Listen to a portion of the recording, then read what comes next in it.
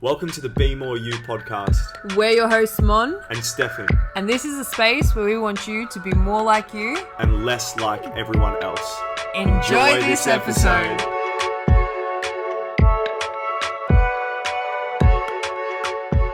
Hello, welcome Katrina.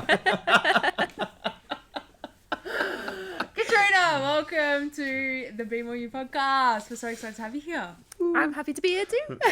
This has been a long time in the making, and just meeting in general has been a long time in the making because you and I want to say know each other over the last few months just through Zoom pretty much and Instagram. So it's really cool to have you here and to actually meet you. And it's nice to meet you too. Yeah, it's nice to meet you too. So yeah, the reason we got you to come in and talk to us today is because what you do is really, really fascinating. And we were talking just before we started this podcast, like the misconception of what you do and what it actually is. So I'm just going to hand the mic over to you first to explain what it is you actually do. Okay, so I am a grief and loss educator. So I work one-to-one with people. I provide support. So I'm not a counselling service. I'm not a psychologist. I just simply provide support. And a lot of the work that I do is action-based with people and listening, really. I also work with young people. So I do a lot of work with schools and education providers to ensure that young people understand what grief and loss is, because it's something we're all going to experience, and often we don't have the tools and the resources to be able to navigate it when it does happen. So I'm taking a proactive approach to ensure that they do have that knowledge, and also that the staff and the teachers that work with them also have that knowledge to be able to provide support. So that's essentially what I do. Is I just talk about grief all the time. Because it's like I'm sure you get it all the time. You say that to somebody when they go, "What do you do for work?" And they're just like, "Whoa, that's really morbid." Yeah, all the time. They say that must be really sad. How do you do that? Or they kind of just go quiet and a bit awkward. And I have to explain that it's not sad. I find it really it's an honor to hear people's stories. It's an honor to provide that space for people to share, but also it doesn't have to be sad. Grief isn't just one emotion. It's not just sadness and pain. It's also joy and happiness and remembering somebody that you love if it is because you've lost somebody. So it's all encompassing, and it doesn't have to be sad all the time. So that's the approach I like to take, is a very hopeful one, and put a bit of fun into it. I like to make a lot of jokes about death, which which some people not a fan of, but I like it, so it makes me smile. There's I was watching you, like I said before, I was watching all your reels and stuff this morning, which are really cool because when we were speaking about you coming on and grief and loss, I admittedly, like, that's the first thing I thought. I was like, whoa, that would be really intense. And then I looked up your Instagram and there's like the Wiggles playing in the background and there's like, you were having real fun with it. And I was like, that's really cool. And one thing that really stood out to me was, because I'm going to use somebody passing away as an example, or dying as an example. I read that part about talking to children as well. Should be straight to the point and say they died, they didn't pass away or went to sleep. But everyone, it's such an awkward thing for people to talk around death. Like, I know I found it, I tried my hardest not to be awkward around it, and there's nothing worse than if one of your, I'm just going to use, if your friend dies and your parents, they try their hardest, they're like, it's okay, it's all the examples that you used was like, it's God's plan, or all these things that are things not to say. I just thought it was really interesting the way that you explained that, and or the way that the words that you chose to use and the way that you explained it, because I was like, they are such common terms. Yeah. How much of your job is just like educating people on that? About 90%. 90%. Yeah, I think a lot of the time people get so in their head about saying the wrong thing. And I like to say that there's never the wrong thing to say. If you're saying it with good intention and you're saying it with well-meaning, then, you can only say what you say with the knowledge that you have, right? Yeah. But there are things that could be better to say. And a lot of the time it is just a lack of confidence, and also not putting your own perceptions and beliefs onto another person. So things like, it's God's plan. Okay, if you know somebody really well and you know that they have faith and that that's what they believe, then okay, it might be appropriate to say that. It might be comforting, but for me, if somebody said that to me, I wouldn't find it comforting, because that's not what I believe. So it's just being aware of other people's perceptions and beliefs and religions and culture when you are providing support. So if you're ever stuck with what to say, I just say, just admit it. Just say, I don't know what to say, but I'm here. I'm here to support you. Because at least you're saying something then. Because the worst thing, and so many grievers say this, is when people are just silent. Because that makes you feel forgotten. It makes it feel like it's not being even acknowledged. So, you know, if you do say something and it's wrong and that person is upset about it, just apologize and learn from that. And then, you know, next time maybe try something else. Yeah, it's the children thing is massive, because I know for me growing up, everything, like nothing ever got spoken about, especially things like death. And obviously as you get older, as in like people get older, my grandparents are a perfect example, like they're getting older by the day. And even now as a 26-year-old, I know my family wouldn't talk about death. I had an uncle that passed away and they still don't talk about death. They still don't even, like, it's like that, the forgetting piece, like, it's just like he who shall not be named. And it's like, really? We're not gonna acknowledge what happened at all. How do you go about like educating a parent? Like, I'm sure, do you get parents who come to you and go, I don't know how to like explain this to my child? Yeah, so it again, it's really individual, and I think that's the hard thing with grief and loss, that it is so individual to each person, each circumstance, and you've got to respect that each person grieves differently. So where people in your family might not want to mention your uncle, that might be their way of processing it. But then your way of processing it is possibly talking about it, so it's finding a balance in between. So it can be really tricky with parents and speaking to children. It's just about being direct. And not doing it alone, knowing that you can speak to people in your network, maybe even practice and have them share the load of that conversation too. But just knowing that children aren't as, you know, soft as we think they are. They can take a lot. And actually in using words like we mentioned before about like they passed away or they've gone to sleep, that can actually cause more damage when you think that you're protecting them.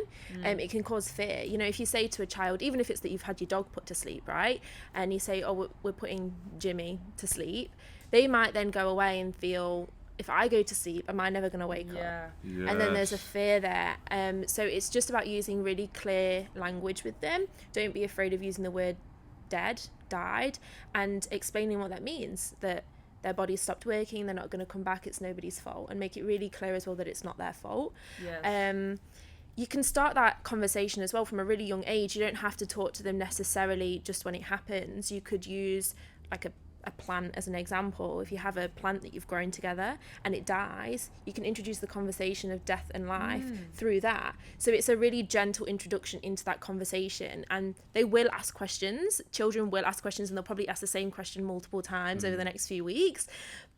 But just be clear, and just, you know, it's about patience, knowing that they're not asking these questions because they don't understand. It's actually their way of understanding is to ask these questions over and over again. And you know, if they have experienced a death, then they might look like they don't really care. And that's the other thing to be aware of, is that children will, and I think we've spoken about this before actually, they'll like puddle jump in their emotions, and it's actually a really healthy way of processing what's happened, so it's not overwhelming for them. So somebody may have died, they may, you know, you'll tell them that it's happened, and they may just go off and play with their toys, and then half an hour later they'll get upset and cry and maybe ask you questions, and then they'll go and laugh and play again, and then maybe a few days later they'll come and ask questions again. So it might seem like they don't care because they're not having the same immediate response that we as adults would have, because they don't have the same attachment to what death means that we do. So it's really healthy for them, and you've got to allow them to have that slow processing as well, and not force it upon them.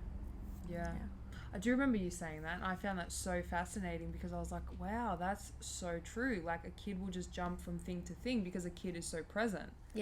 Like, they don't think ahead. Like, you know, if it was an adult experiencing death or whatnot, they would be thinking funeral arrangements, this, that, and not actually processing what's actually happening or has happened and what they're feeling, because they're too worried about looking after everybody else. But a kid is just like, oh, that's really bad news. I'm going to go play with my Batman toys. Like, and then, in that moment, the feeling comes up again and they go, oh, wait, I'm sad. Why am I sad? I need to go understand that. But we just try to bypass all those emotions or hope that they'll just go away. But they don't just go away. No. They stick around. Yeah, they do. They do. They stick around. And it's this, with grief, there's a big misconception that there's a time frame, there's stages, there's a right way to grieve. And, I'm 11 years on since my mum died, and I'm still grieving at times, it's integrated into my life. It's not just something that vanishes or that you turn a switch and then it's no longer there. Yeah. It's always with you, but it's just with you in a different form. So, because everyone always says, I've heard that used before. I'm realizing right now, I don't know anything about grief at all. That's why I'm here. In the slightest. No, because it's something that you think about or you think it's just death. Yeah. Or it's just a family member dies. And some people, I know people that have never lost somebody that are our age. Yeah. And then they go through and then you hear about like the step. I've heard that used before, like this in the way of there are steps to grief. Yeah. There's a very clear outline of how you grieve. And that's not true. No. So there is a model, the 5 stages of grief, which Okay. was created by Elizabeth Kubler-Ross. But this model was created actually when she was talking to people who were terminally ill. So they were facing their own death. Okay. And these were the stages that she identified that they moved through as they moved towards their death. They can be reflected into a grieving process, and some people find them really helpful, and they are emotions that we are all going to feel: denial, bargaining, anger. But it's not linear, and it doesn't mean that just because you've experienced all of them once that you're never going to experience them again. That's how I thought it worked. Yeah. Well, I've seen it portrayed in TV shows heaps. I've seen it like people after I've lost people being like, oh, you're going through this, like with such a certainty that I'm like. But I feel like that's also us as human beings trying to be logical about everything and requiring a step-to-step guide and process that we get so fixated on, because that's all we look for is what's the process to move through this, because that's an easy option without realizing, like you said, 11 years on, it's still going to come up. Yeah. It's still going to come up. And at that time, it's going to require a different type of coping mechanism. Yeah. As opposed to when it first happened or when you first experienced it, because as time goes on, you learn more things, you add more to your toolbox, and it's just like, okay, I'm feeling this in this moment. What do I have? What can I use to just move through it now? In 3 days' time, I might be like that child playing Batman toys or playing PlayStation or whatever, and then it's going to hit me again 4 days later because I'm going to get triggered by something, a song, a movie. I'm going to find something of that person, and then you're going through the motion again. Yeah, exactly. Like yesterday, I actually received an order of some cards that I ordered, and they one I definitely did not order, put a Mother's Day card in there that was like a note to my mum. And before, a few years ago, that probably would have broke me and I would have started crying. I probably would have sent them a really angry email like, how dare you? But yes, I just laughed. I just thought, well, that's a bit ironic. Like, who am I going to give this to now? And my friend made a really nice suggestion that I just write a letter to my mum with it, and that's something that I never would have done a few years ago. But it's because I'm at a different stage. I reflect back on my mum, on her life, on her death in a different way to the way I did even 2 years ago. Yeah. So, it changes, it evolves, and who knows, next week I might see that card and cry. But, you know, you just got to take it as it is, not try and diminish it, push it away, just feel it in that moment and then continue. Yeah. It's funny because I feel like it adds so many unrealistic expectations for people to get over things and to move through it. And then I know there's certain days, like the day that my friend died is this, obviously it's the same every year. But like you remember things like, what am I trying to say? So I was speaking to somebody the other day and they were talking about he had broken up with a girl. Mm-hmm. And me and my partner had split up not too long ago, and he said, are you over it? And I said, it's not about that. I said, I worked with my kinesiologist very closely on clearing it all out. Mm. So we are actually really good friends now. I didn't think it was possible this quickly. Mm. We had a fantastic relationship. It ended really well, but we're really good friends now. And it's fucking incredible, right? But I saw him go, oh, I should have done that. And I was like, no, everybody's different. But I noticed at that moment, it was like, everyone's got this expectation to get over something or move through something really quickly. I get sad, like we were talking about Ralph before, our puppy. I wasn't sad before, but like, I saw a Vishla a couple of days ago and I was like, oh my God, we had a little family together, you know? And that's hard, but it doesn't mean that I'm not quote unquote over it or through it. I'm like, I feel like we are on the other side of it and it's beautiful, but there's still things that will remind me of the beautiful aspects of what we had, which was predominantly beautiful.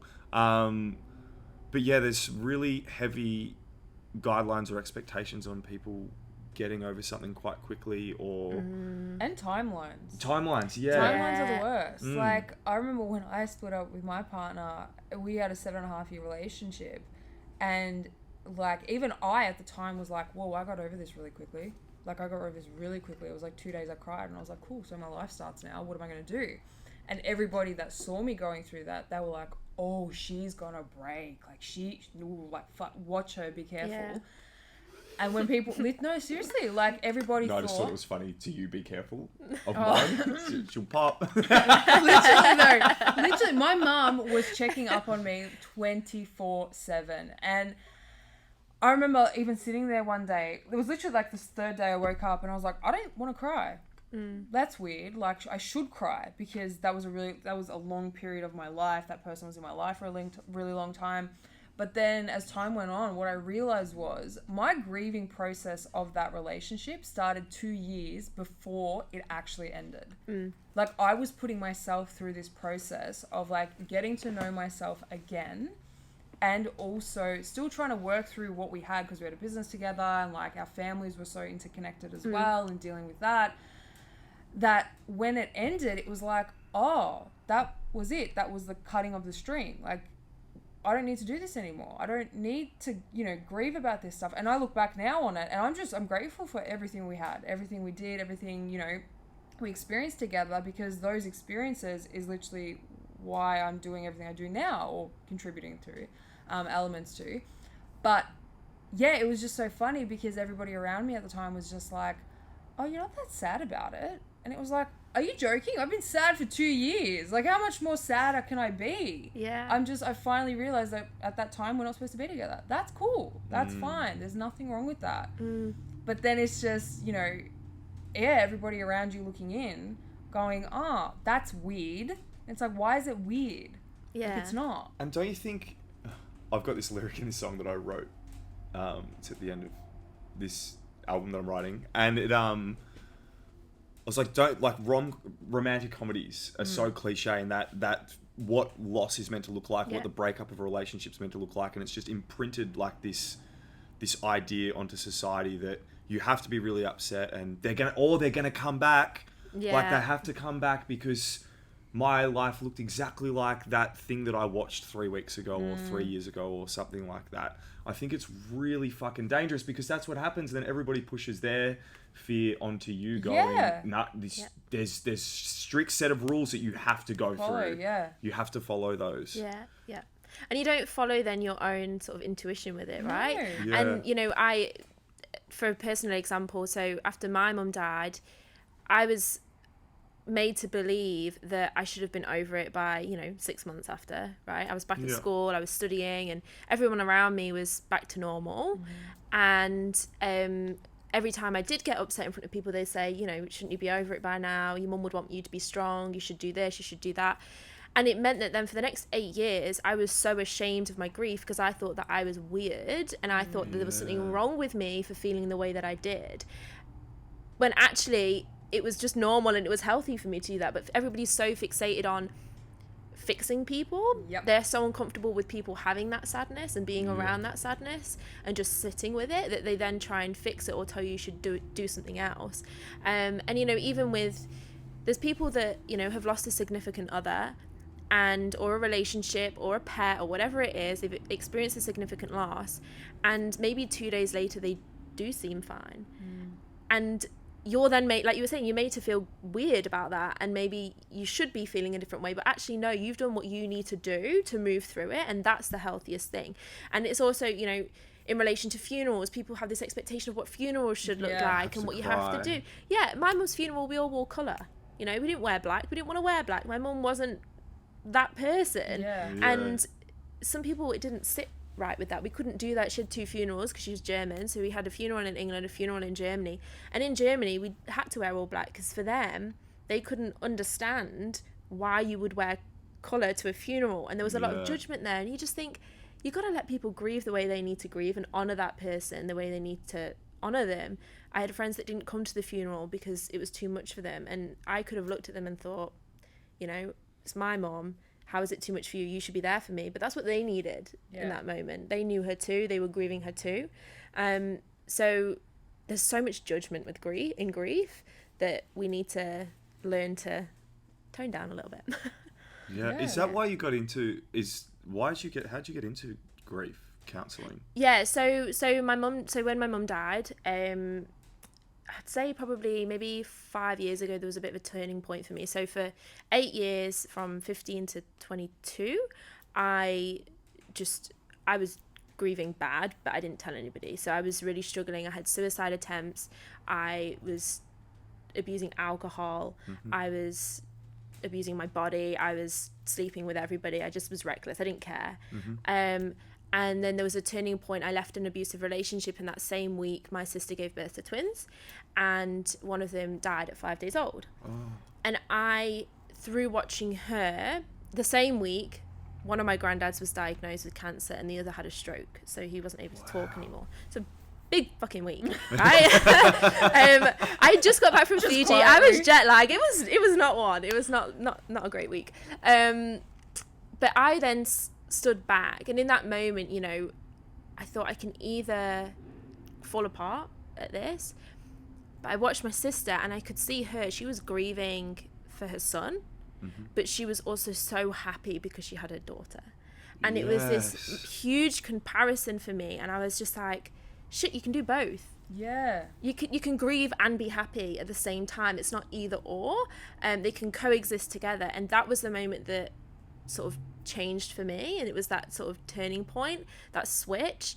And then from there, over the last 4 years, it's been an accumulation of slowly talking to my network about it, people coming to me when they experienced a loss to talk to me. And then when I was made redundant a year and a half ago, I decided to do a podcast because people kept saying, you know, you need to share this more, you need to share it more. So I decided I didn't want to share more of my story. I wanted to provide an opportunity for others to share their story, because that really is where I think you can get the most comfort and the most growth in your grief, is when you can hear other people share and you can relate to parts of their stories.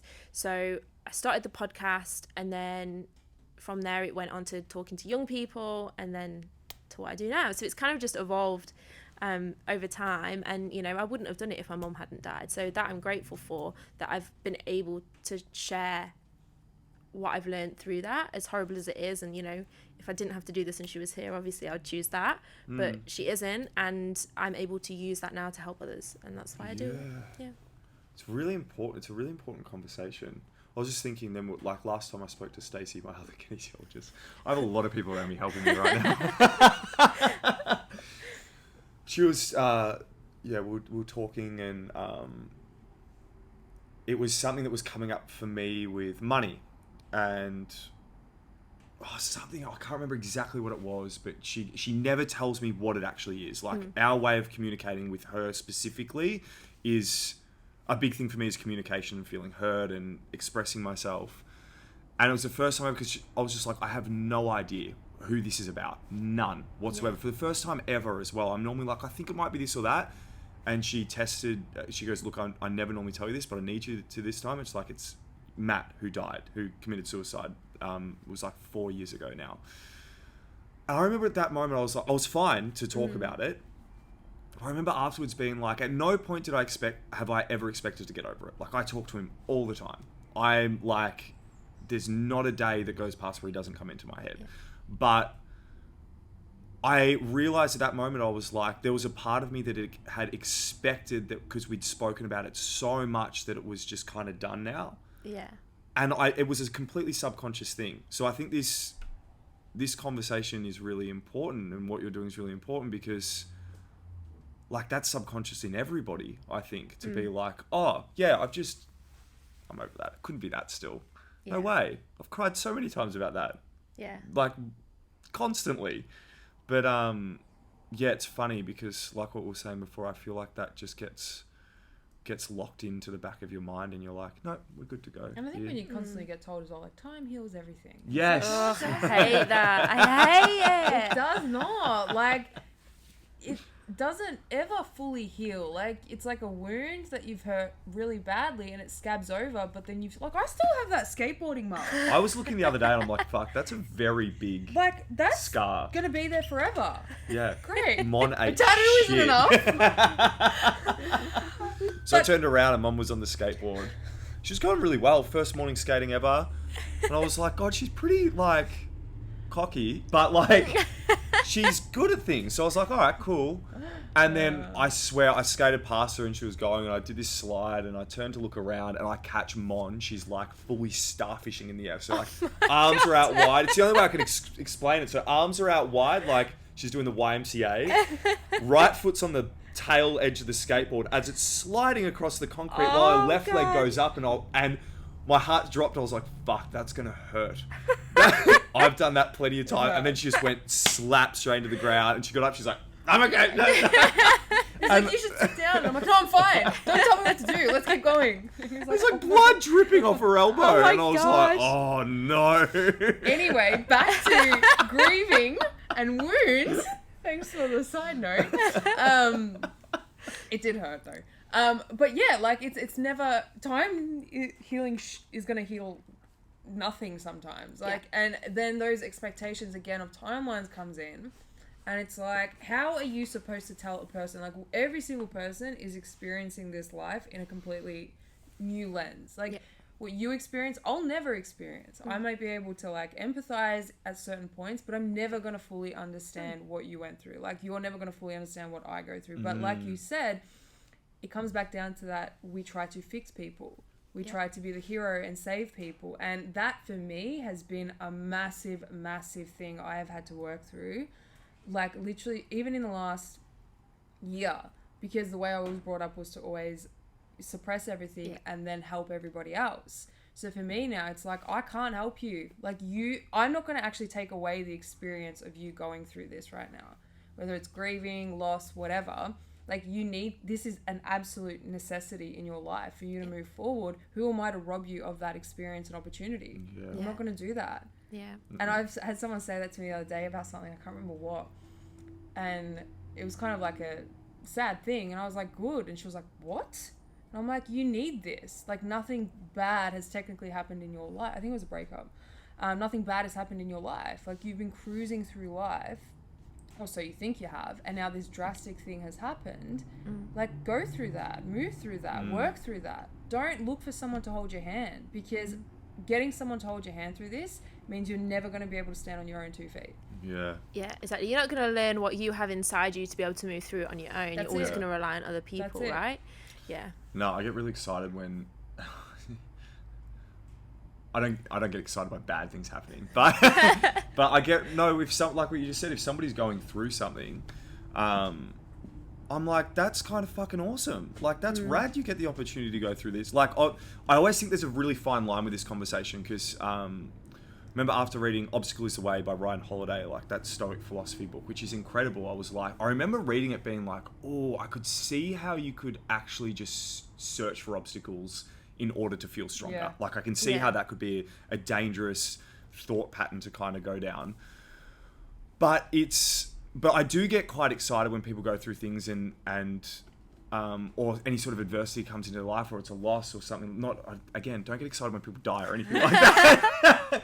But no, you get the opportunity to work your way through it and understand what it looks like for you specifically in that circumstance with the things surrounding you, because it's completely different for everybody, and it's really cool to get the opportunity to work through it. I think the thing that I get excited about with stuff like that is the opportunity of meeting a version of yourself you've never met yet before. Yeah. Yes. Yep. It's that. It's Yep. like you're about to enter into whatever it is, a breakup, you're moving through, you know, someone close to you passing away, whatever it might be. Like, if you actually sit in that and you observe yourself in that situation and you look around you at what's happening with other people and how they're dealing with it, and just coming from a place of kindness and compassion, like you said, towards those people, like, you walk out of that shitstorm this whole new, like, whatever, elevated version of yourself that you've never ever met before. Yeah. It's like upgrading and being like, cool, like, now when I go through an obstacle again, like, I've already gone through, like, I've survived something I thought I was never going to survive. Yeah. I did that. So why can't I do this? Why can't I move through this and get through this? But I think, again, we just go through everything hoping that either someone's going to come and save us, that there's going to be a process and a time where it'll just magically stop and end and I'm going to be fine. It's like, no. The lesson is still, it's going to keep repeating. It's going to keep coming at you in different ways, shapes, forms, through different people until you learn the lesson. And even when you've learnt it, you're going to get tested again to say, did you actually learn it, or are you just saying and tricking yourself to say, I learned the lesson? Yes. Yeah. And if you've tricked yourself, it'll probably test you a third time to be like, did you though? I'm going to try it one more time. And then, you know, you become this version where it's like, oh, whoa, shit, look at how much I've actually moved through and worked through. Yeah, it'll come back forever if you don't learn. Yeah. Third, Yeah. fifth, sixth, seventh. Yeah, it will Yeah, definitely. but I think you just become more aware of, oh, this thing's happening again. This stuff is surfacing again. It's a different scenario and situation, but I've been here before. Yes. I know what to expect within myself. I'm going to be fine. And if I'm not, I'll work through that too. I don't have anything to add to that. That's So pretty good. I really want to ask something. We haven't spoken about any of this on the podcast at all throughout this whole time period. It's about COVID. Yeah. But you're both like, oh. You're gonna drop on us. No, so I couldn't help but thinking about this with children, and because, like, grief and loss isn't just a relationship breaking up or death or anything like that. And over the past 18 months, I can't help but think, like, everybody's lost something. But kids have fucking lost a lot. Like, they've lost their friends from school. They've lost, maybe in a lot of cases, stable parent relationship with their parents because their parents are going through, rightfully so, a bunch of their own shit. Yeah. They've lost their ability to play outside. They've lost the ability to see the emotions on people's faces. They've had a lot taken away from them. And when this whole thing started, I was like, the thing that scared me the most about COVID wasn't the virus. It was kids that are going to go through this over fuck knows how long it goes for, because it's still going here in Victoria and Australia. And like that time period in the most crucial moments of their life, like that's going to fucking go on forever for them. Like that's going to be really challenging for them to move through, and they're going to be finding out in 15, 20 years exactly what's happened. So like, I just wanted to know from a perspective of like a grief loss counsellor, is there like, what do you do? Do you have the but like in also, I know there's no answer for everybody, but like, I feel like this is something that's important for people to be aware of, because I don't think people think about this. Because it's like, oh, we're just doing what's best for everyone. I'm not saying there's nothing not best for everyone, but like, we're just doing what we have to do, which is 100% correct. But like the collateral damage of that can be really challenging. So is it just is it simply just a conversation to start working through it, or?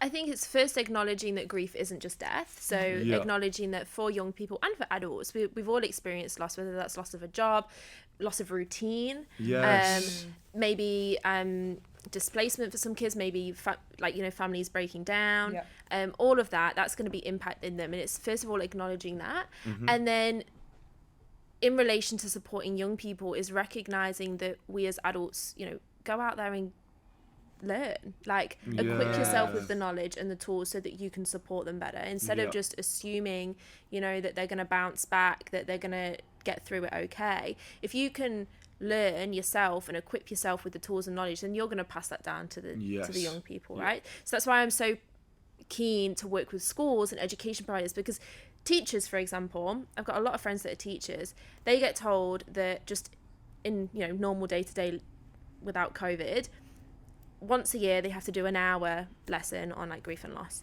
and they get given a lesson plan that's Once been a done. year? Yeah, like an hour. Yeah. So it's not much, and they get like a lesson that's been downloaded for them. They don't have the knowledge to do it, and it's not just grief and loss. This comes to like mental health and all different aspects, and they're just expected to teach it and expected to provide that pastoral support for these kids without even understanding it fully themselves, and maybe even having. So when I was at school, I had teachers say things to me like, you know, I had this one lady, and I remember it, and I always share this, and she was a lovely lady, like a lovely teacher, but she said to me, I know how you feel, my mum just died. And she was like a 50-year-old lady that sat there and said that to me, and she was trying to provide me comfort. Did not provide me comfort. That just pissed me off even more, because I thought, you don't understand.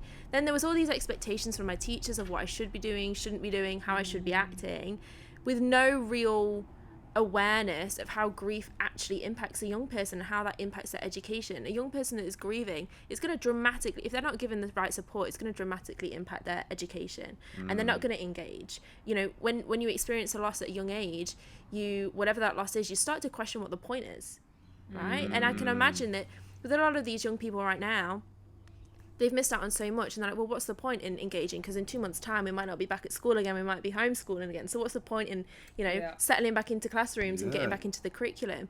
And it's understanding how it impacts the different age groups, because whilst we are young, adults generally, you kind of have like a general reaction and way of processing, but young people, especially until the ages of 18, react and respond and process very, very differently. And we need to make sure that as adults, if we're providing that support and care for them, that we are equipped with the knowledge to properly support them, because otherwise we can do so much damage in the long run. So short answer is just prepare yourself, educate yourself, and make sure you got the tools so that you can support. That's a really good answer. Yeah, because 100%, I know there was moments throughout this thing where I was just like, well, we'll be locked down again in a week, you know? And I had obviously being an adult, hope so, have the ability to be able to see that, no, it's fine. There will be an end at some point. But as a child, that, like, I think about all the adults, myself even, like how much of a struggle this has been. Like, just, I've had a problem with authority my whole life. Having that trigger be hit over and over again and be like, you're going to tell me to do what? Like, what's that going to create in a child? Yeah. It's not only their parents, but it's the whole... I just wanted to talk to you about this, because I was thinking about it this morning, and I was just like, I always think everyone says, like, I just have never understood, like, of course, grief and loss, you can grieve a part of yourself. I understand that you can grieve a friendship, a relationship, whatever it is. Then I just thought about everyone right now, and I was like, fuck, everyone's had a lot to grieve recently, and I'd never looked at it like that. So I just wanted to know I just wanted to ask you. I was like, what do all the kids do? And it's like emotional literacy. That's essentially what it is. You're teaching them to be able to express their emotions, identify what their emotions are, so they can process it in response to a situation. And that's simple terms what you got to do.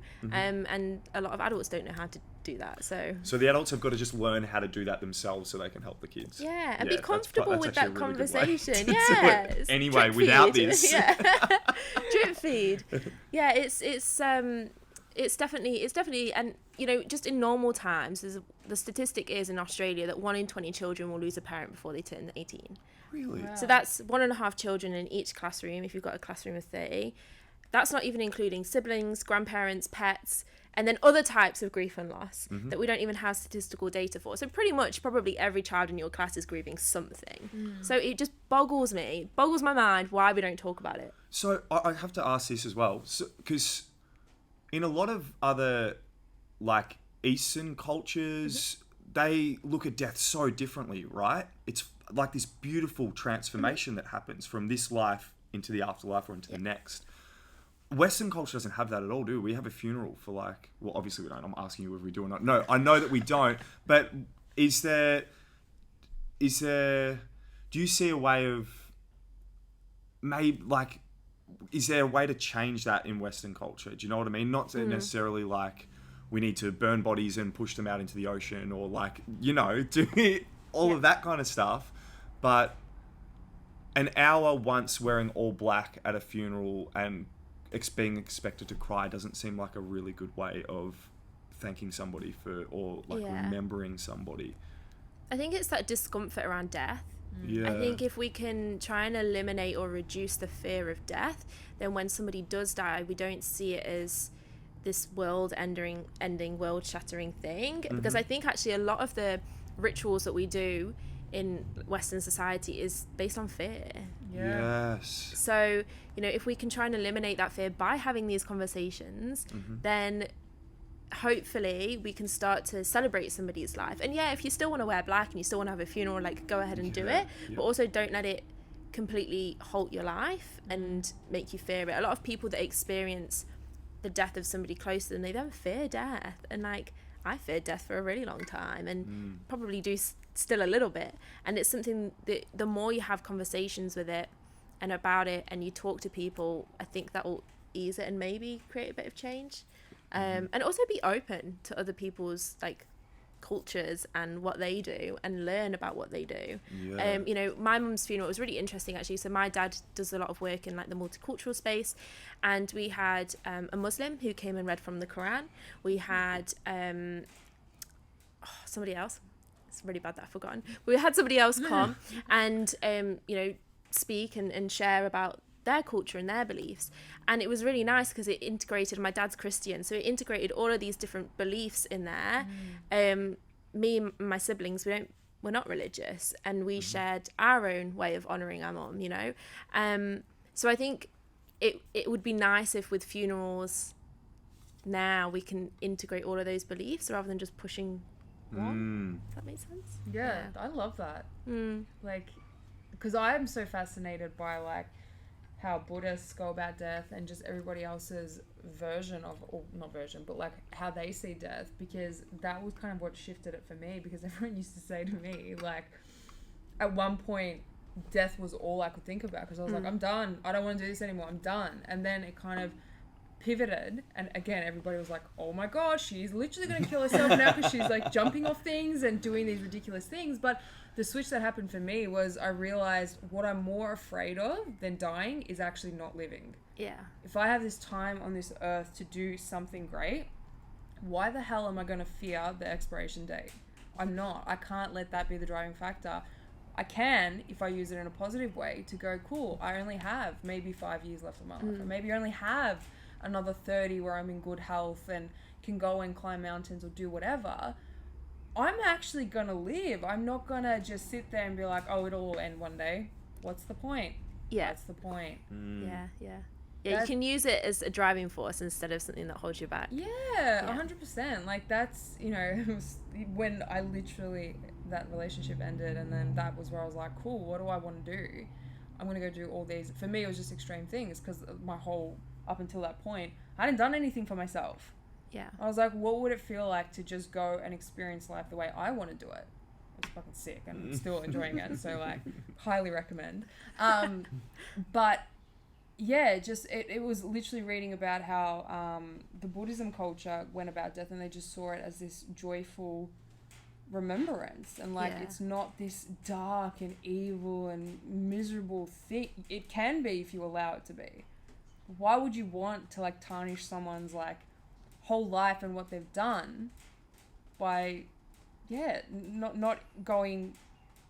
celebrating them, is what I'm trying to say, and their life and what they've done. And it can be really hard, you know.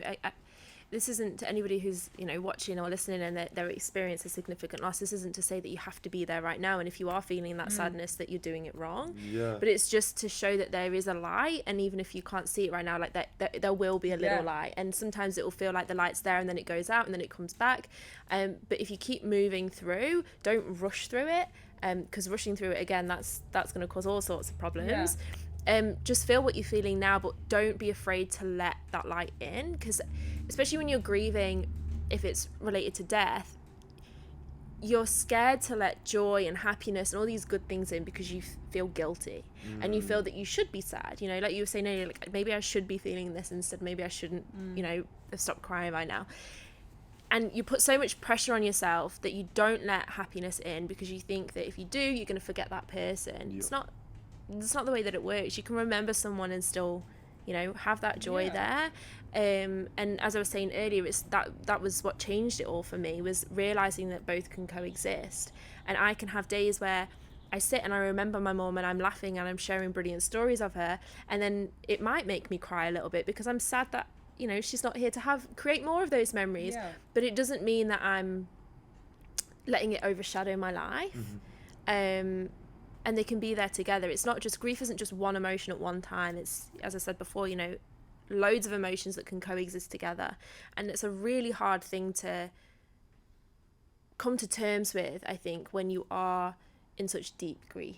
Yeah. Because of the guilt. There's so much guilt in grief, and it is something that people don't talk about, is that guilt. Guilt of maybe how you were before they died, guilt of things maybe you didn't say, guilt of how you live in your life afterwards. You put so much pressure on yourself. And somebody recently said to me, regardless of what you do, regardless of what you say, regardless of how you act and what type of person you are, that person will always be proud of you. Like they said that to me. Your mum would always be proud of you. It doesn't matter what you do, and just take that pressure off. And that's when you start to realize that both can live together, coexist. Yeah, I blame myself for my friend dying till there's parts of me that still do now.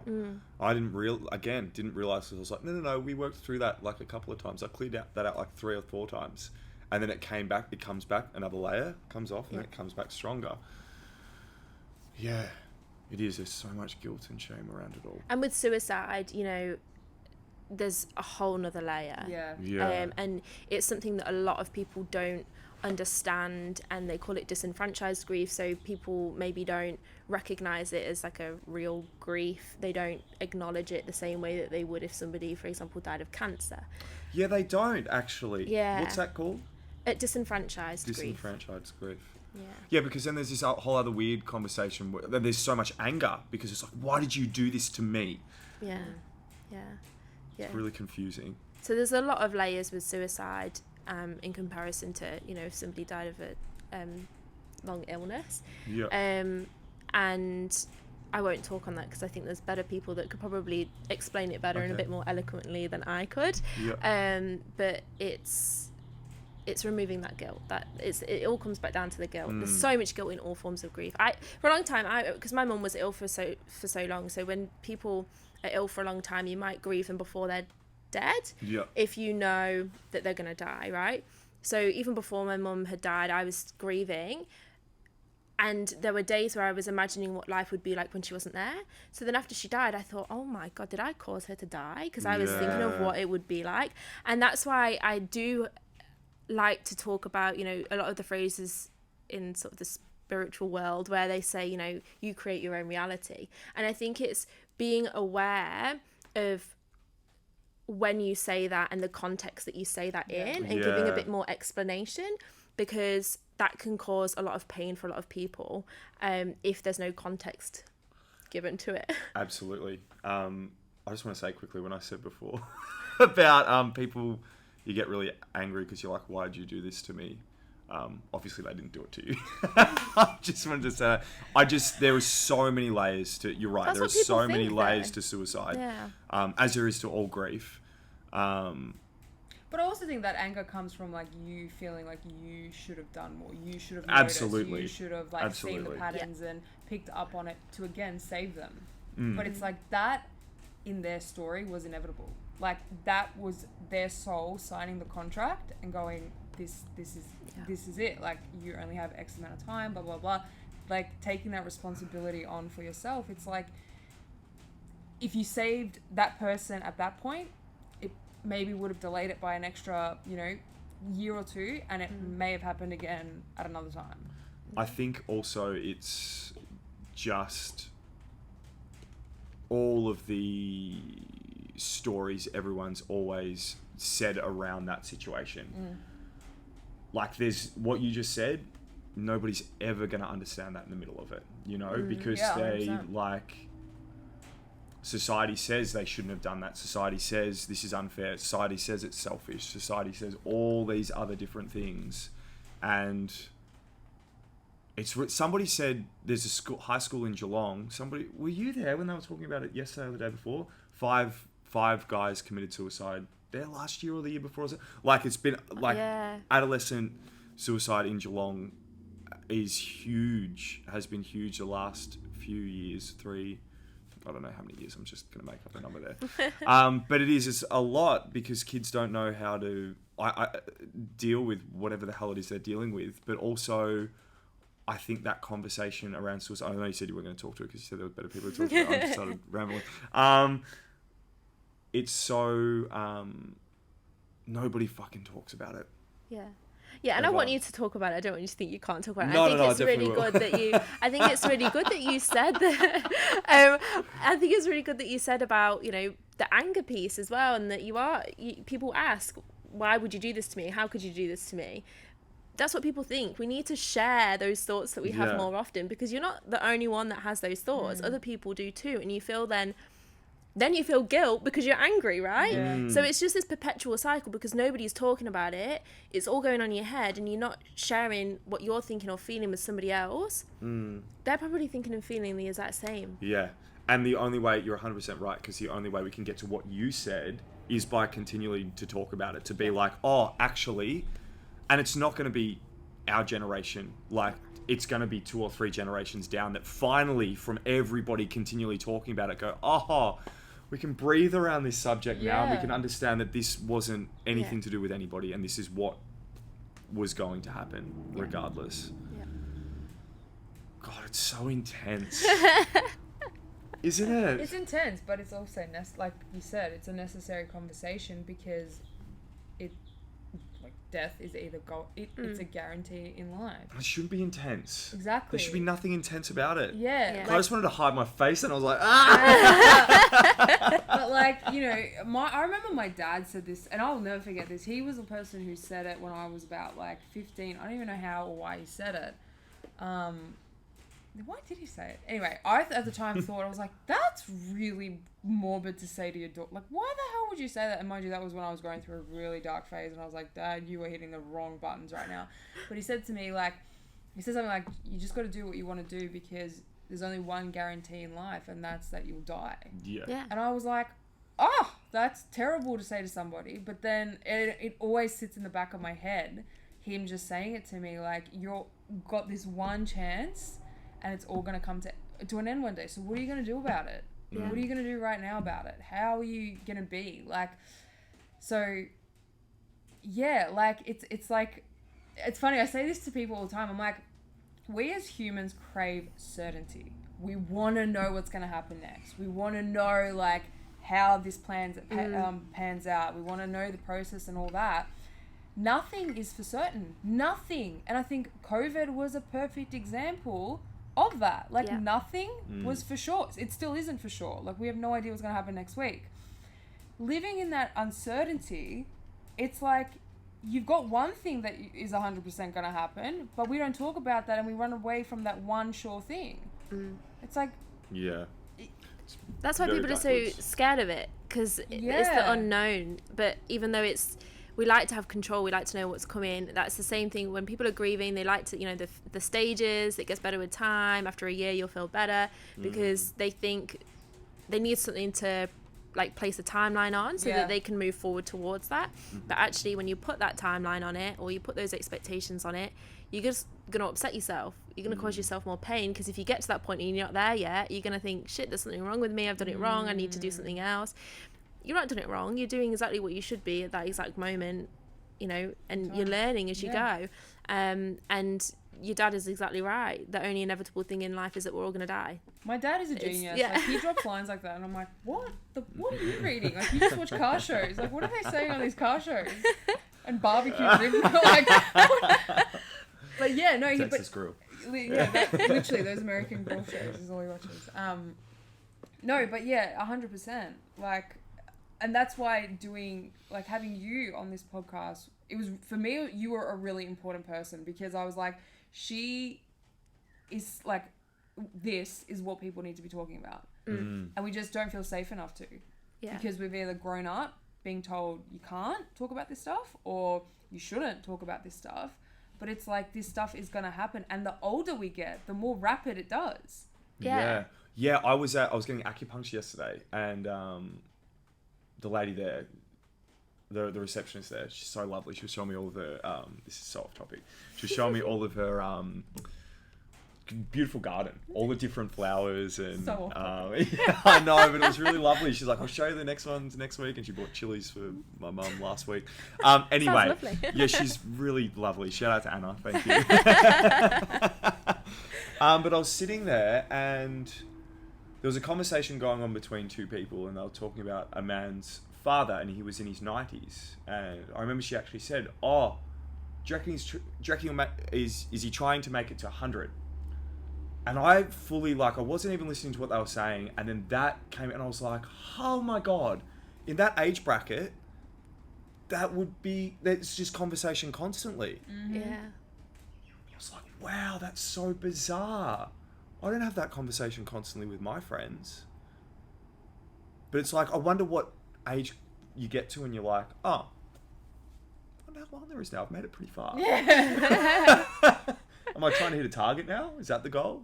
Triple digits, is that the goal? Do you know what's really like kind of confronting for me is so every second year for Christmas I call it the big family Christmas because the whole family comes down. And like, so we've got family from Sydney, family in Melbourne stays in Melbourne, and then we're obviously here in Geelong, so it's like a full-on thing. And my grandparents love it because it's, you know, the whole family's never together except on Christmas.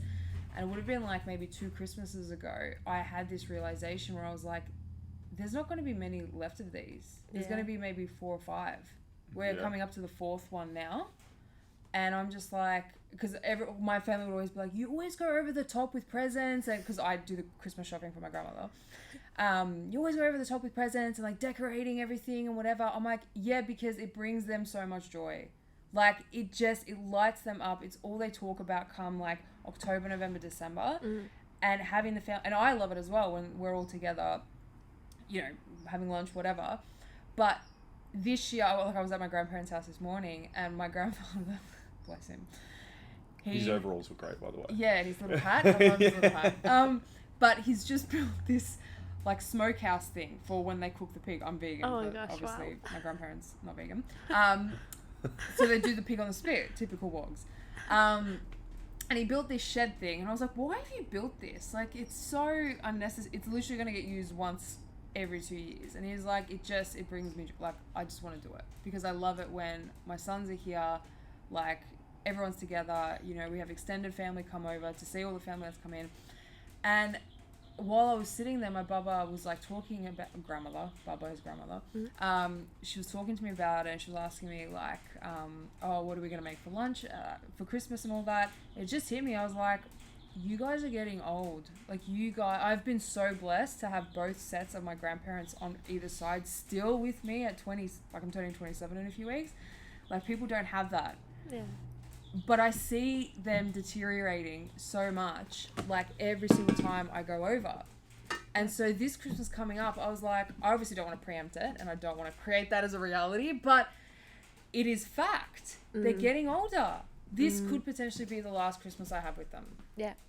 Yeah. And so even realizing that today, I was like, you just, like, yeah, it's just a fascinating thing to witness because I'm like, I don't want to be sad about that. That shouldn't be a sad thing because that's going to take away from the experience of this Christmas. If I'm sitting there being like, oh my God, it's going to be the last one. We're never going to do this again. And the next Christmas is going to be ruined because they might not be here, but they might not be.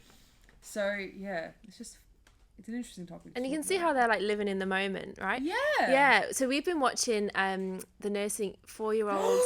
What is it called? I was crying the other night. So good. What is this? My God. The 4-year-olds home, no, the nursing home for 4-year-olds or something. So they're doing a study. Oh, you explain it. Yeah, so they're doing a study to see if 4-year-olds go to a nursing home, how does that improve like the mental health and the physical health of elderly people, and also how does it benefit the the 4-year-olds. So for 8 weeks, these 4-year-olds were going to this nursing home in Sydney and learning with these elderly people, most of which were rated high on the depression scale for elderly people. And loneliness. And the loneliness. Oh, no, I'm so sad. And really by the end of it, you can see, because you know how 4-year-olds, they're living in the moment, they're present, they're just enjoying it for what it is.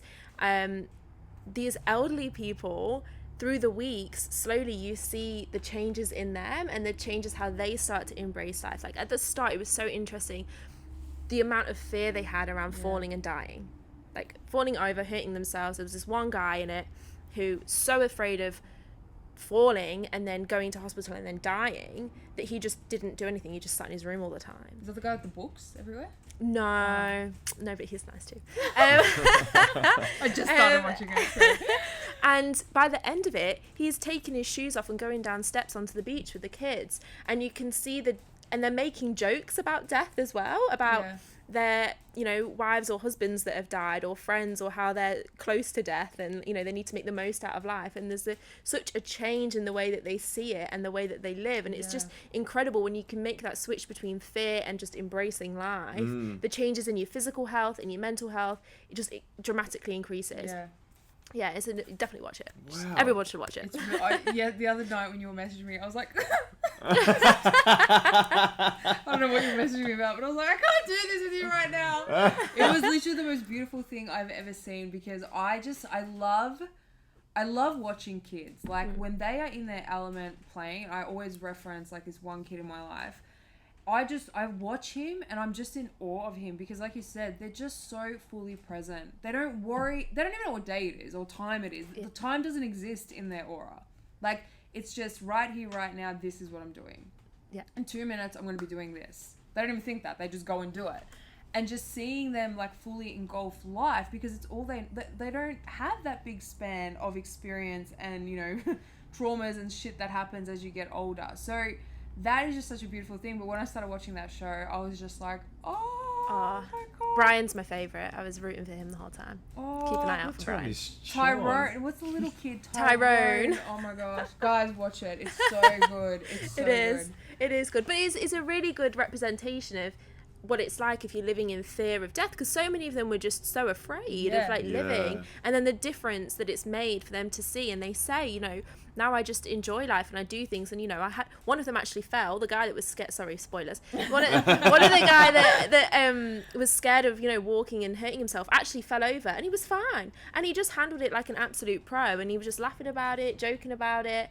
And you can just, that's what we need around death and grief, is take away the fear. Yeah. Do you find that, so when my friend died, like we'd had lots of other friends pass away, but when he did especially, there was a period there where I was like, I'm not even remotely afraid to die. Purely because I'm like, I know you're there. Do you get that experience much with people, or is it more fearful? Like it really depends on like their beliefs, and I think a lot of people, I would say more than not, they're not afraid to die. Yeah. Because they either believe that they'll see their person again, or they see that actually if they were there at the end, that it wasn't that scary. Yeah. Absolutely. Yeah. A lot, you know, a lot of my friends who have experienced the loss of a parent, they actually saw, and this was the same with my mum, like my mum, she didn't have fear at the end. It was very strange. She was her whole life terrified of spiders, absolutely petrified. And then she, and so am I. She passed that down to me. Thank you. She had this moment when she was pretty much had like a week left or something, they said, and she thought she was just covered in spiders, but she didn't freak. She just said, just don't kill them. Just put them away. And this level of like calm. Yes. And so many people have said that their person is, they saw that in their person as well. Just this, just calm. Do you think it's just acceptance, like fully accepting? I think it's acceptance, and maybe just realising that there's nothing to be afraid of. Yeah. My nan had dementia, I think. Dementia or Alzheimer's. I always get the two mixed up. But she was like, the whole time I knew her, terrified of falling over, she was riddled with arthritis. Like she was in a lot of pain all the time. So when she fell over, she couldn't actually get up by herself. So she had a beeper on her that she pressed if she did fall over. But towards the end, the more that she lost her mind, the more that she spoke to us about all these beautiful things that happened in her childhood. I remember I'd go there by myself and just sit with her, and she'd just tell me all these things. And I'd be like, what? Well, you've never told me about any of this. Yeah. And then they said she had cancer all up her spine. It like went through her whole body. And then the last like she held on for a long time. It was like, they're like, oh, she's 24 hours left. I think it was like a week or two later, and I was like, oh my God, what are you doing? Because I was in Melbourne, so I kept coming up and back. And that last day, like, it was, she waited for everybody to come to say goodbye. It was pretty wild. Like, I wasn't there for it to happen, but she like hadn't moved for months and months and months. Yeah. And she saw Wally, his name was her husband. She's like, Wally. And she actually sat up out of her bed and reached her arms up to touch him. Everyone was like, what the fuck is going on? And then I think it was that day or the next day, she passed away. But it was like, she was so calm, like for like all the time leading up to it. And then I got there after she died, and that's not very nice when it's the body, and you can see that they're actually gone. But yeah, it was really, really incredible to witness that somebody that had suffered so much, like she had been through so, like the way that she'd taken it as well was a lot. For that to all sort of like, oh. But it's interesting. Very similar to my mum. Yeah. You know? Yeah, she didn't move for a very long time. She wasn't responsive. And, you know, I would walk in and she wouldn't bat an eyelid. And then my best friend was living in New Zealand at the time. She came back. She didn't realise how sick mum was because we didn't want to tell her while she was flying. And she came and visited. So I walked in, my best friend's mum walked in, she didn't move. My best friend said, hi. And she just opened her eyes, sat up and was like, Maisie. Asked her all about her life. Remembered everything. Yeah. And she did. My brother's friends came in to say goodbye, all lined up against the wall, and one by one she could ask them about their work, their partners, their life, whatever it is. And then eventually her dad and her best friend came from Germany, and she spoke to them for a little bit in German because she'd got to a point where she was actually forgetting English and she was reverting back to German, which isn't good because I'm not very good at German, admittedly. And the next day, that's when she died. But it's interesting because I hear this so many times from people that it's, you know, they wait to say goodbye to certain people, and there's this just sense of calm. So I should actually just say as well, Wally had died like 20 years earlier. Oh. Yeah, I didn't explain that very well. Sorry. Is this person alive? No, he wasn't alive. Oh so that's why it was so gosh, shocking for wow. everybody. Because she hadn't moved. And then I realized as you were talking, I was like, I do that sometimes. Part of the story. I missed a really important part of the story. Anybody that knows me well knows that I do that constantly. So he died a long time ago from lung cancer. So everyone was like, everyone was sitting in the room, and she like reached up to grab him, and obviously there was, Oh wow. yeah, that was wild. That's why I was like, oh, I amazing. should, Dad. Hey, Dad. Dad listens, you'll be like, he wasn't there. Your dad probably listens to this podcast going, this guy knows absolutely nothing about No, I just mixed that one up. You did something the last podcast as well. Yeah, it was about, I can't remember what it was. No, I listen, I do. There's just a lot all the time. So if somebody was to come and see you for grief counselling, what does that look like? To the beginning, is everybody different? Do you just take it by... Yeah. So I'm not a counsellor, so I'll just put that Okay, out sorry. Have I said that a few times? I'm really sorry. Disclaimer. So what I do, the initial conversation we have is I just speak to them and really have a look at whether working with me is appropriate or whether actually they should see a counsellor or a psychologist. Yeah, okay. My current clients have seen psychologists and counsellors before, and they either feel that they're at a point now where they're not moving forward anymore, or they didn't really gain anything from it and they were feeling like they were just being diagnosed and stuff rather than just listened to. Yep. So a lot of my work involves me listening. Yep. But we look at how we can integrate your loss into your life. So as milestones come up, as emotions come up, we just explore it, and I just essentially kind of coaching practices where we just move through it together. And you know, sometimes I will sit for the whole hour and I won't actually say a word because they're figuring it out as they talk, and all they need is somebody to acknowledge what they're feeling and not you know, judge or try and fix. Sometimes it will be a case of us looking at, okay, you're feeling disconnected from your mother or your father or whoever it is right now, what can we do to help you feel connected again, and we explore different things that they could do and they try it out, and I'm just there for them whilst they do that, as a person they can come to and talk to. So it's a very gentle approach. We'll sometimes look at goals, but it really just depends on the individual.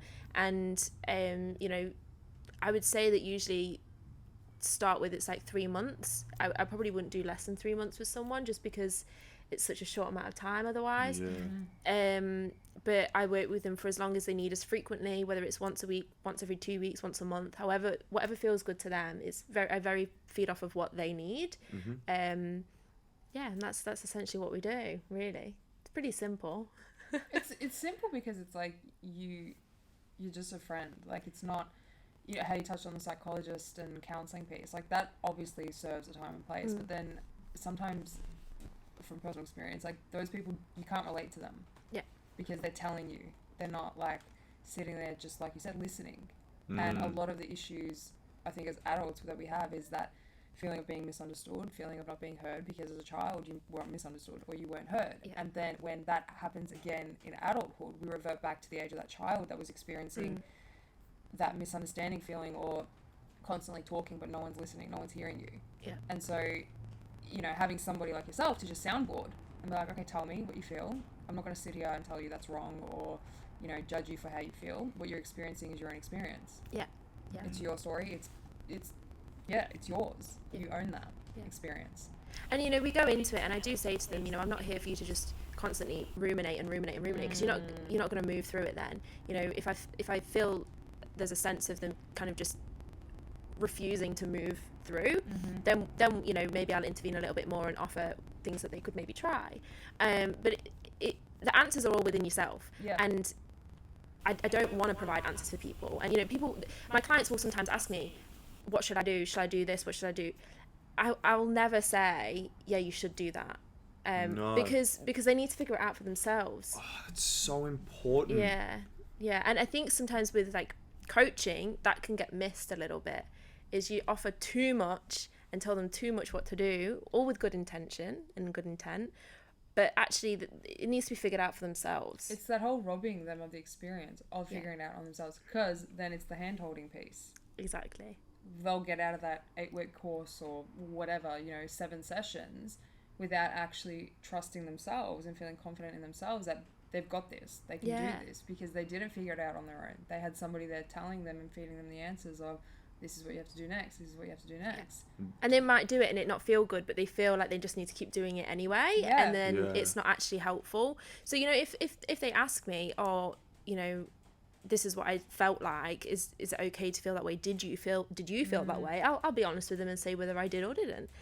Because it's important to also have that person that you hear, you know, like I said, people sharing their stories with the podcast I used to do, to be able to hear that other people have experienced something similar and you can relate to something, that's really, really helpful. So, you know, you're not alone. But yeah, as you say, it's so important that they figure it out for themselves, because they need to find what works for them, and that's going to change over time. What may have worked for them at the start may not work for them a few years later. But they need to know that they have that strength within them to do it themselves. Yeah, exactly. Yeah, that's been the biggest thing for me. Out of all the people that I see, no one tells me what to do, ever. And it's been the biggest shift for me, because I had seen so many psychologists and psychiatrists as a kid, and I was like, fuck you for telling me what to do. You don't know me. You know nothing about me. You just put me in the same book as everybody else. I don't know, there's a place, I always feel like I have to premise it by that, saying there's a place for it, of course. I'm not saying, I definitely not more schooled than those people either. But as far as the experience and knowing what it feels like to feel unheard over and over again by a professional, that hurts way more. That creates so much distrust in a system, and it also creates a lot of confusion around your own emotions and how you feel. Yeah. And sometimes you just want to say something without someone being like, what happened in your past to make you think, like, you know, like sometimes you just want to say just feel like this right now. Let me feel like this. Yeah, you don't always have to diagnose and dissect. You just want to say it. And sometimes it's the 4 sentences after that feeling that's actually the important thing that you're saying. Yeah, exactly. It's like the amount of times I've started talking, I always say, I actually had somebody message me yesterday and be like, who's Stacey that you always... I was like, fuck, I say her name a lot on this podcast. But so many times I'll start talking about something and it might be 5 minutes into the conversation. It might be me rambling for 30 minutes before it goes, there it is. Yeah. Had nothing to do with the first thing that you were talking about. So how are you ever going to get that opportunity and that chance to trust yourself and your own intuition if you start talking for 3 minutes or 5 minutes and somebody stops you and goes, what happened in your childhood? Or somebody stops you and goes, you were showing classic symptoms of this disorder or that disorder. It's like, maybe I'm just pissed off today. Maybe I'm just sad this morning. Yeah, you know? Exactly. And it's because people are uncomfortable with like the silence. Yes. So those moments of gold happen in there, like 3 seconds of silence that somebody gives you is where you might have that realization, but people don't give it because they're too scared and they feel uncomfortable.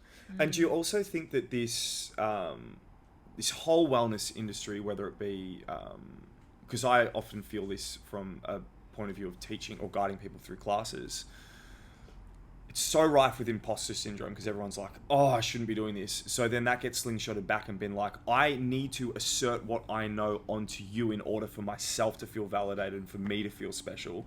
And that's a really dangerous thing to be happening in a support role or in a counseling role or in a therapy session, because then it's got nothing to do with the patient.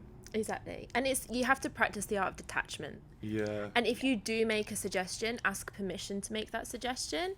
And if they accept that for you to do it, make a suggestion, but detach from the outcome. If they say, oh, no, you know what, that sounds crap, I don't want to try it. Well, okay, fine. It's just a suggestion. And then you continue. The permission piece is like so important, not just from like a counseling point of view or educating point of view, but I just feel like even within, I know I reference this so much on the podcast and to you, but the IFS thing, like internal family systems, literally asking permission within yourself and being like, can I try this? Like, is that okay? Whether it be with your like inner self, whatever you use to like help you understand, whether it's like God, universe, inner self, inner child, whatever, like actually asking yourself that permission to be like, can I try this? Feels good. Okay, yep, I'm going to do it. Didn't turn out. That's okay. We'll just try again next time. Instead of getting angry at yourself, being like, you fucked up again. You shouldn't have done that. Blah, blah, blah. That like does so much damage within us. Because I used to do this all the time. It's that self-critic and inner critic that comes rushing in being like, I told you not to do that. Why did you go against that? And then it's like there's this like scared little kid being like, I'm sorry, I just thought I was trying to do the right thing. And then it's just this other thing comes in to try put out this fire. And it's just like, oh, let's just distract ourselves. Like there's a fire in the house. Like, and it's just so detrimental to ourselves. Like we literally just, when that inner critic voice takes over, all hell breaks loose. And so what I'm saying is like asking the permission to just allowing yourself, giving yourself the permission to trust yourself, giving yourself the permission to try something different, to try and avoid the fire. Yeah. To be like, I can't do that time because it didn't work last time. This thing I try now might not work either, but at least I'll know.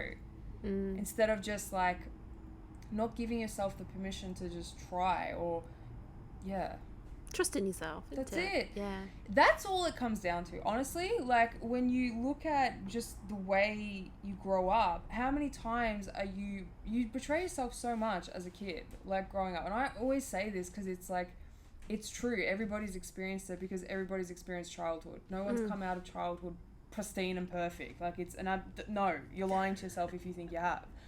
But I just lost my train of thought completely. What were we talking about? Trust. And how But it gets to a point where you've just got to start learning how to build the confidence within yourself to trust yourself. I'm really bad. You went really blank and you're just like... I've had 3 hours sleep. I'm waking up at 3 a.m. every morning. I don't know what's going on. Anyway. What do you think's going on? God. Maybe that can... I was thinking... I've had a really hard couple of weeks and I was like, I've got a few good guests on. Maybe I could just talk to them about myself. A little therapy session. Yeah. Gemma's tomorrow. Watch out, Gem. But the whole trust piece, like, it comes back down to always just learning how to trust yourself. And that comes with having to reparent yourself and figuring out what were you missing when you were younger or a teenager that you keep looking outside for to give you that sense of validation or to feel heard and seen. It's like, you've got to do that for yourself. You need to be able to do that within yourself, because when your inner world changes, your outer world will. It follows. It's not change everything on the outside to feel good on the inside. It's change the in first before you start looking out. Absolutely. Because we do so much, and to sort of bring it back to the grief, like we do so much with that, and in everything, I guess, where we're not doing it for ourselves, we're doing it to make other people feel comfortable. So we think, you know, we can't talk. Did you want to say something? No. That concept, you keep going. That concept's come up a lot for me. Ariel and I talk about this a lot. I'm like, oh, I want to tell this person about that. And she's like, are you doing it to make yourself feel more comfortable in the situation? And I was like, I've been doing that my whole life. So yeah, no. I just continue, please.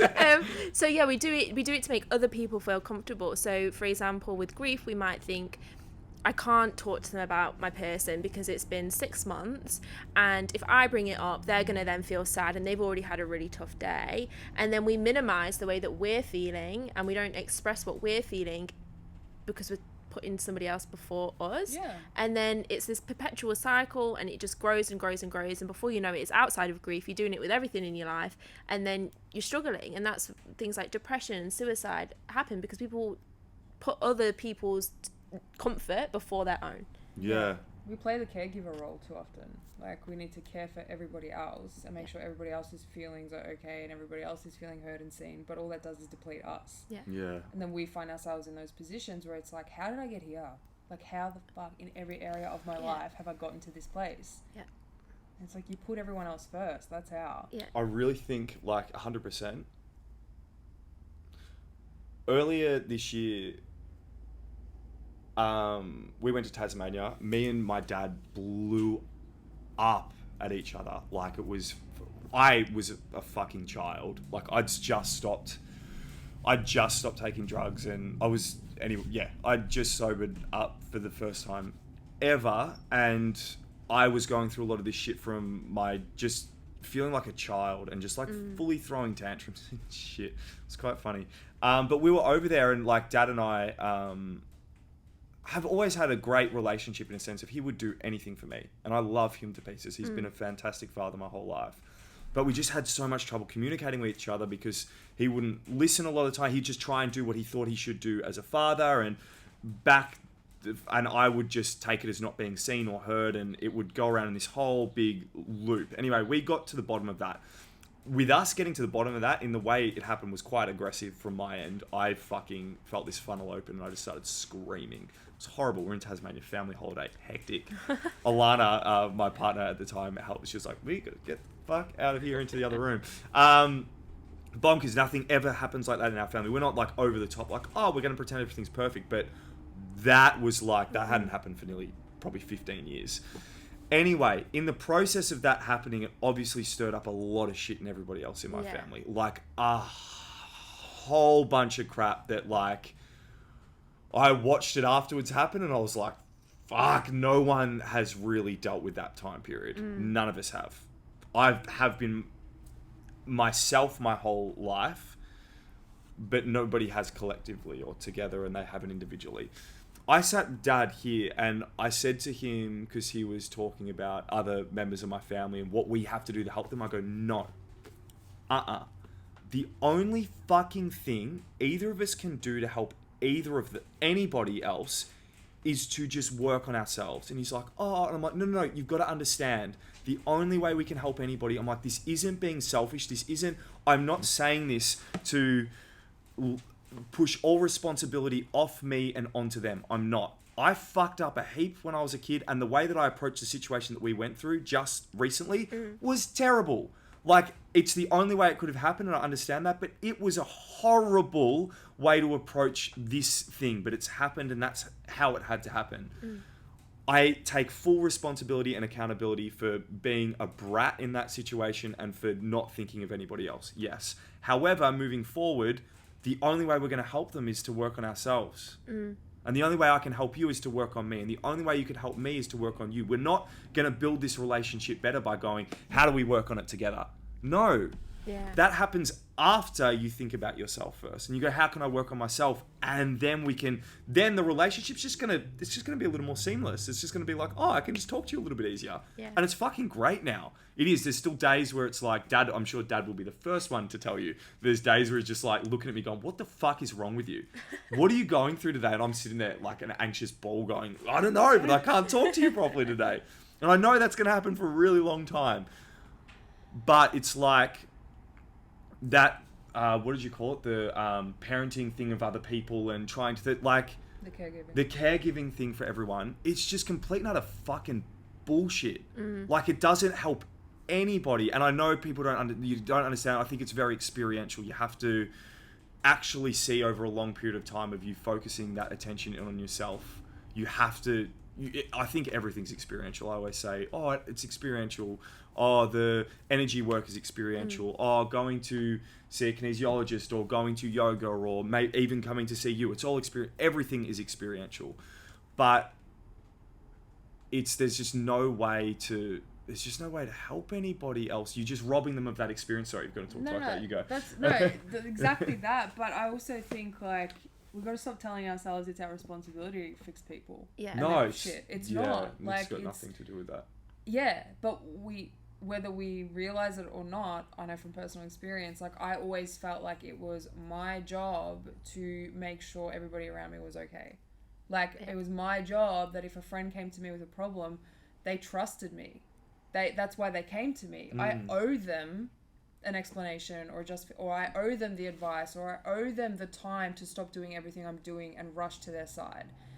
My relationship was a perfect example of that as well. Like I felt like I owed him the world because he was putting up with all my shit, like when I was going through depression and all that. Like, he didn't owe me shit. I didn't owe him shit either. Yeah.